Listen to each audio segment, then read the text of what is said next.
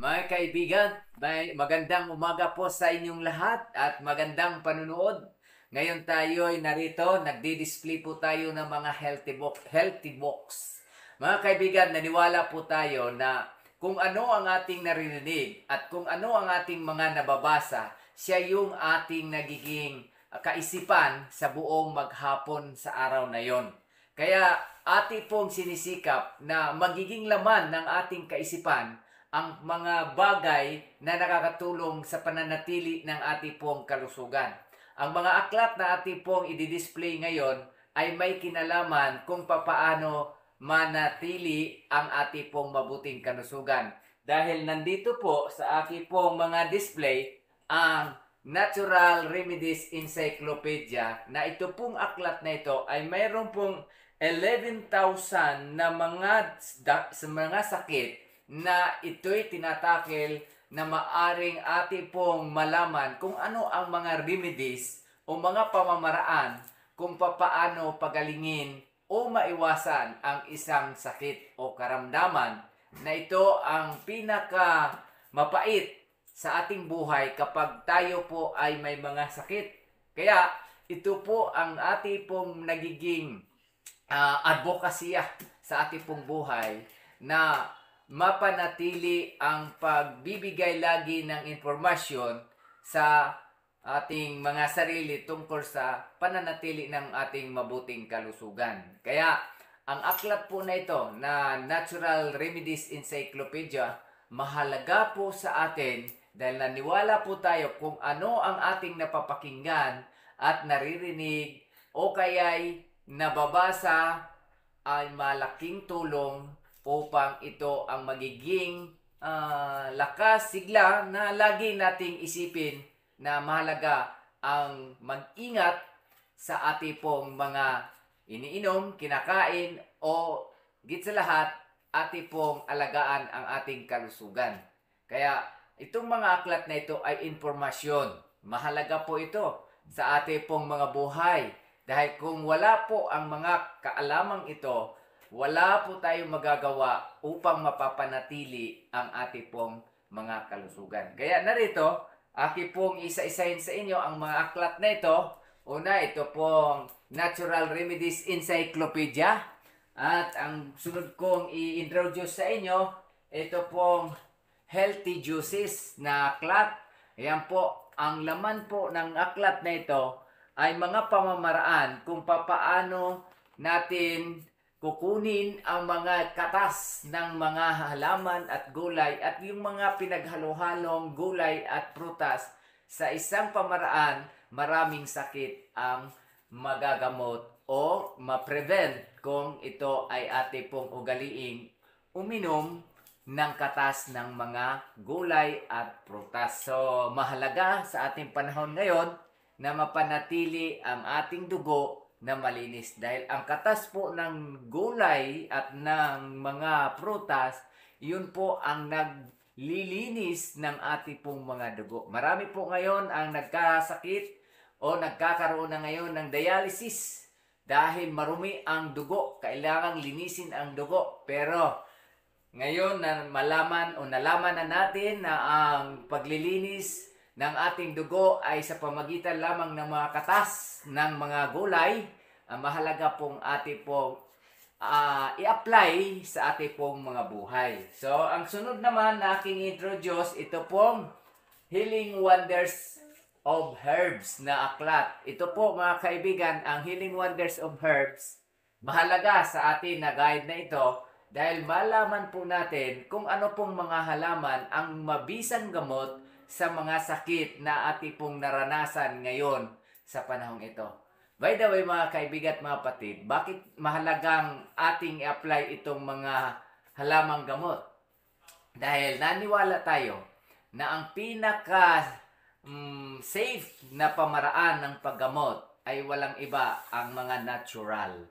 Dahil marami pong hindi mabuti na karanasan sa palaging pag-inom ng mga synthetic na gamot na nagdudulot ng mga sakit na malubha sa ating pong mga kalusugan. Kaya mas safe pa rin mga kaibigan at mga kapatid ang pag-inom ng mga natural na mga gamot na magmumula sa ating pong mga tanim o mga halaman na nasa ating paligid. So, ang aklat na ito ay mayroon pong 60 na common diseases na pwede pong ating applyan sa pamagitan ng mga halaman, gamot o herbal medicine. So, yun po mga kaibigan ang laman nito. Nandito rin sa aklat na ito ang mga pamaraan kung paano i-apply ang pag-inom at pag-prepare ng mga halamang gamot o mga medicinal plants. So, yan po ang aklat na ito. Ito po ay aprobado po. Ang sunod naman na ating pong i-introduce na libro, ito naman pong Amazing Healing Plants. Yan po, ang Amazing Healing Plants, mga kapatid. Ito po ay ating pong i-introduce sa inyo. Ano po ang laman ng Amazing Healing Plants? Ang Amazing Healing Plants na aklat ay mayroon po siyang 2 volumes. Ang unang volumes ay nandito sa unang bahagi at ang pangalawang bahagi naman ay nasa hulihan.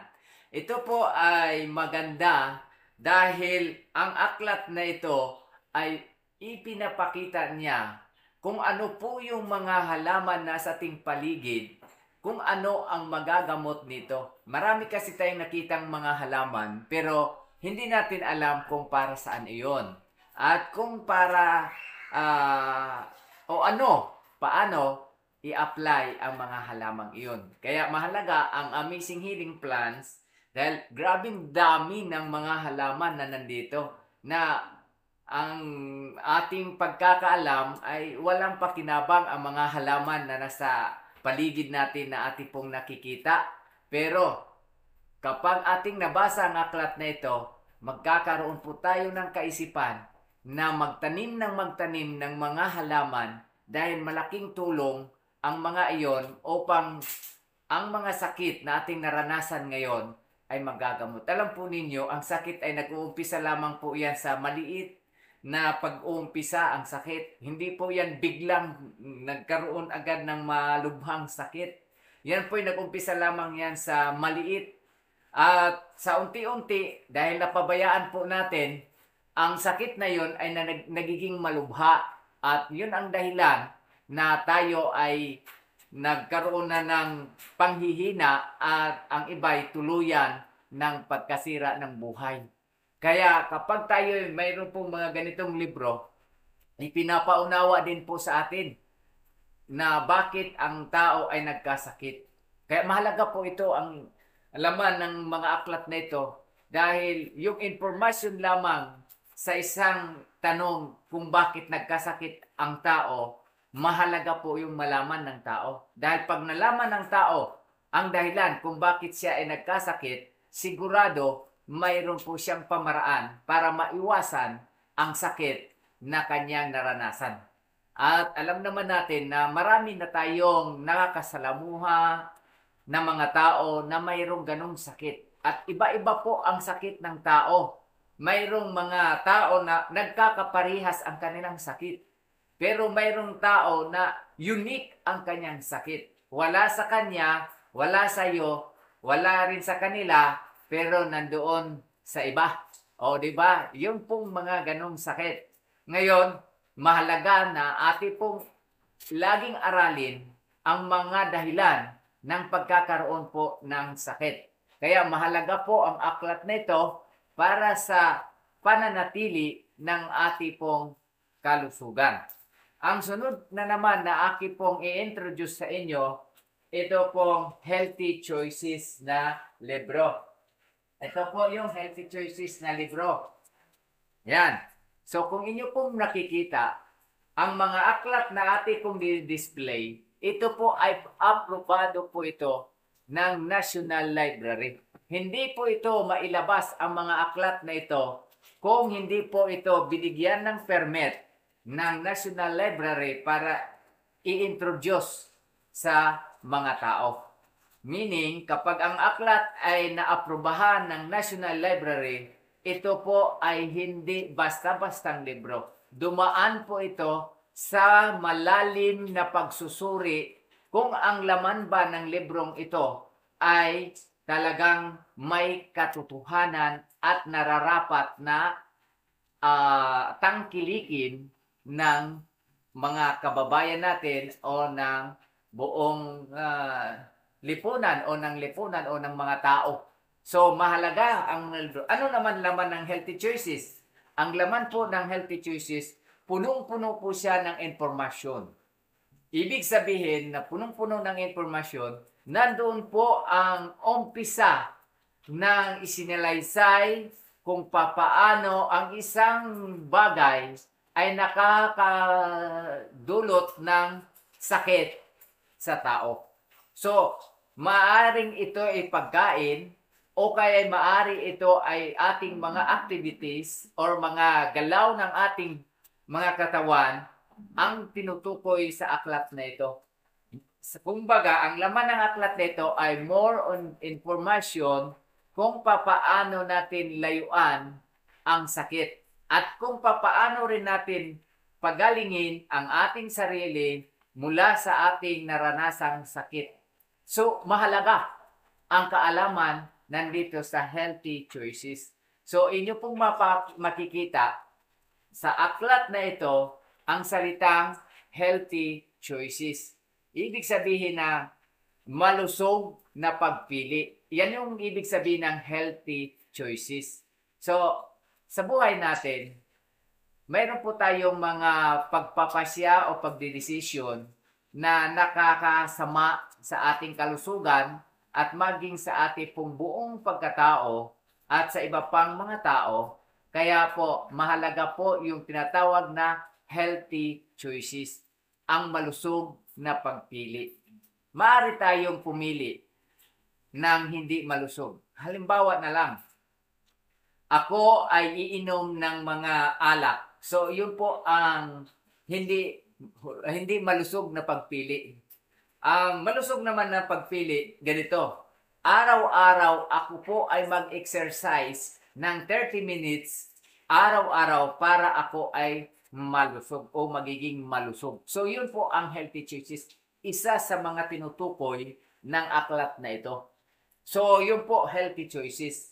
Ngayon, marami tayong, tulad ng sinabi ko, na marami tayong mga dinidesisyonan, pinipili natin, pero nagkakamali pa rin tayo at napapahamak ang ating pong kalusugan o ang ating buhay. Kaya, introduce ko sa inyo na kung inyo pong kukunin ang aklat na ito, ay mas mabuti.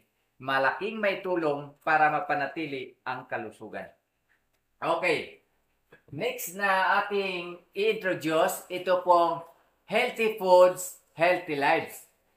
Mahalaga po ito mga kaibigan, ang Healthy Foods, Healthy Lives. Halos magkahawig po siya sa Healthy Choices. Pero ang kaibahan nito sa aklat na ito, dahil sa pamagat pa lang, malusog na pagkain, malusog na buhay. So, may kinalaman siya sa healthy choice. Kaya ang aklat na ito pong Healthy Foods, Healthy Choices, at yung Healthy Juices, ay halos ito ay magkahawig. Pero napakaganda kapag mayroon po tayo ng mga aklat nito lahat, dahil ito po ang magbibigay sa atin ng magandang buhay.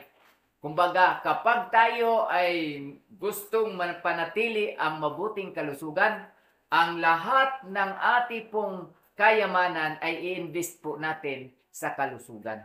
Yan po ang pinakamagandang pag-invest sa lahat ng investment dito sa sanlibutan. Ang pinakamahalagang paglaanan ng malaking investment ay ang kalusugan. Dahil ito po ang nagpapasaya sa ating buhay kapag tayo ay laging malusog. So, tandaan, ang mga impormasyong ito ang mahalaga sa ating pong buhay. So, ito po, ang isunod po natin na mga sunod na mga aklat ay ating pong